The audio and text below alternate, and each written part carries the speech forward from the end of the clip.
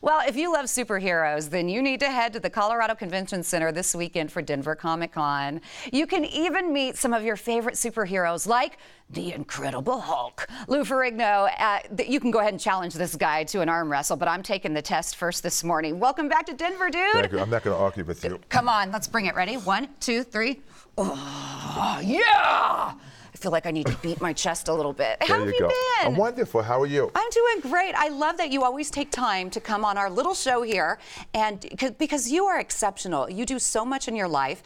Comic-Con is a huge event for you when you come to Denver. How do you like the fans? The fans are great because they lined up. It's all about that personal connection. Yeah. Taking pictures, taking selfies, women crying, guys helping me, people fainting. And it's fun because it's exhilarating because that's what the show is all about, the pop culture, but it's about the fans. They come here, they support the show, they make the show, and they show their respect. But you are so busy. I know you do a lot of charity work, but you're also working on a movie, a book, a reality show. What do you enjoy most? Because you've done practically everything there is in Hollywood to do. I enjoy doing film because I just finished 4 films this past year, and I love being in front of the camera, entertaining. Yeah. Like I like to do comedy, I like to do drama, and also I really enjoy doing comic convention.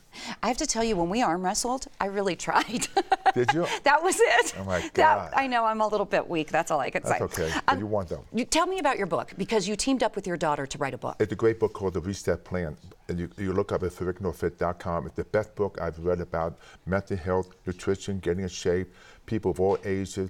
And she wrote this book from the heart, because she follows the way I've been working out. Yeah. And she's taken it to the next level as far as nutrition and mental health. It's a great book available on Amazon. Her name is Shauna. That's your daughter? She's adorable. Yeah. She's beautiful. Gorgeous. Yeah. Wow. And yes, in tip-top shape. I'm going to have to get that book. It's a great book. Absolutely. Very personal, too. It's not just about diet, about nutrition. It's all about mental health and about positive living.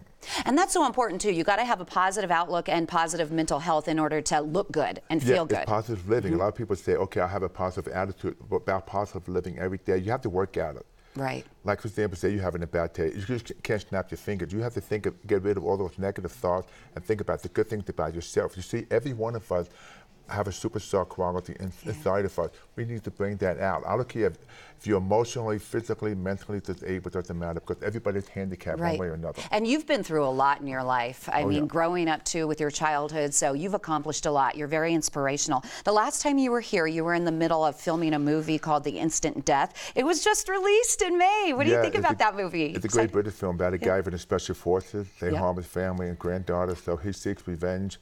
And I decided to do it because it's very close to the kind of character I play. This guy deals with rejection, but it's the one guy you don't mess with, especially when you harm his family, and he goes kicks butt. That's kind of like you, though, in real life, too. Like I said, you've accomplished a lot. A superstar, movie, films, books. Yeah, you started out with a lot of odds against you as a child. I had a lot of adversity to overcome. The you really did. And the speech impediment. Because I was bullied when I was young as a kid. I was bullied a lot because, being having a speech impediment, kids would call me names. So that's why I was obsessed with reading comic books. That was my escape. That's why the message I had to give that people that are bullied, don't be a victim.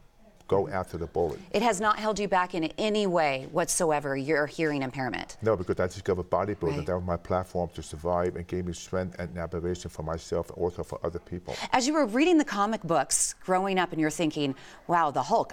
Did you know you were going to be the Hulk one day? No, I just love the Hulk because of all the comic characters. Everybody had costumes like Iron Man, Superman, Spider-Man, but the Hulk, you see the muscles. That signifies power. That's the one I relate to the most. Is that what drew you to bodybuilding? I mean, what's so fascinating about bodybuilding to you? You're competing when you sell. You take your body, you could change the shape, you can make your waist smaller, make your shoulders bigger. You learn how to diet, you learn how to eat, and I can fluctuate my body weight. It's like a science, and I was obsessed with it. It's still my passion today. Yeah, and we also, I know last time you were on the show, you talked a little bit about growing up with your dad, and he was hard on you, and he thought, well, you're not like all the other kids because you have this hearing impairment. Correct. Did you take that motivation? Because some kids, I think, could take that and it would hurt them and it would make them shy away, but you took it and it made you bigger and stronger. Would you say that's true? Well, I never wanted to take a second seat to anyone. I knew that nobody was going to pat me on the back and give me a hand. So basically, I should embrace my passion. That was bodybuilding, and I knew that was going to change my life. So I learned to maximize my own personal power. You see, every one of us, like I mentioned before, if you maximize your personal power, you're rich because you can't compete with others. It's all about competing with yourself. Be the best you can be. That's so, so true. And you're still involved with the Hulk. You're doing a lot of voiceover stuff too. Is that fun? The voiceovers, a lot of surprises coming up. But the voice, film, I mean, you know, trust me.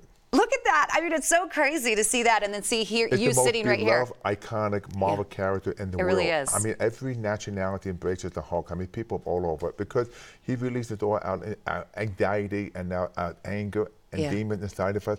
When we watch the Hulk, he releases that for us.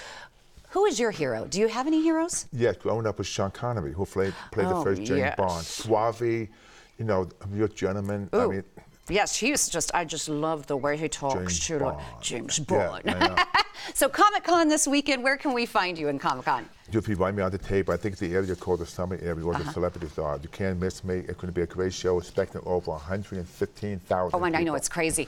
Last time you were here on the show, I brought my son Wyatt, and today he was saying, last time my entire hand couldn't even fit around his finger, Mom. He was so big and so huge. So still, when I was young, and now my children, everybody is like, you're iconic as the Incredible Hulk. So thank you for coming to Denver. Thank you so much, Denise. Good luck. And you're doing a great job, by the way. Oh, you're a sweetheart. Thank you so much. Go see this guy at Comic-Con. Meet the Incredible Hulk, Lou Ferrigno, this weekend, along with so many other dozens of celebrities at Denver Comic-Con. It's being held at the Colorado Convention Center. For tickets and more information, visit popcultureclassroom.org. That's popcultureclassroom.org.